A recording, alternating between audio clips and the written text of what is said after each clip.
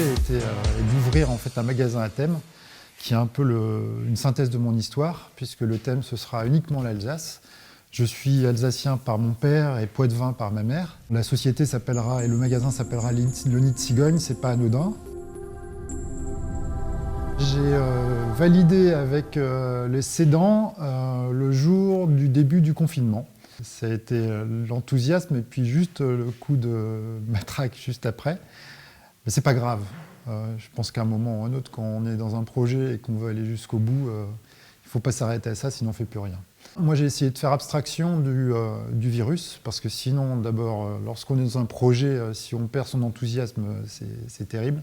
On sait qu'il est là, on sait qu'il va falloir le gérer, mais tant que j'étais effectivement sur la partie projet, finalement, ce n'est pas forcément un obstacle, parce qu'on a suffisamment de moyens de communication pour faire avancer les dossiers, que ce soit par Internet, il y a le téléphone, il y a tout ce qu'il faut. Ce qui m'a surtout rassuré, effectivement, c'est le regard enthousiaste qu'avaient les gens, et personne ne m'a dit « t'es complètement fou, ça ne marchera jamais ».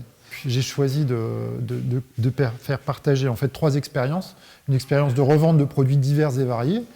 Il y aura un deuxième espace de restauration rapide, avec un comptoir où on pourra trouver des tartes flambées, de la choucroute, des petits pains alsaciens, tout ce qu'on peut imaginer. Et puis un espace salon thé pour bénéficier en fait de l'espace plutôt sympathique qui est sous les arches du pont, qui ont vocation à être mis en valeur. Ma seule certitude, c'est que ça ne va absolument pas se réaliser tel que je l'ai écrit, mais que j'ai suffisamment de leviers pour pouvoir m'adapter en fonction de ce qui va marcher. L'enjeu, c'est déjà de réussir le lancement du magasin, de s'adapter à ce qui va marcher et pas marcher, et après, les pistes de développement, elles viendront toutes seules, mais au moins asseoir déjà les fondamentaux sur cet environnement-là. Dans mon équation, elle est simple, c'est des bons produits et un bon service. Et pour moi, c'est ça qui doit être égal à chiffre d'affaires.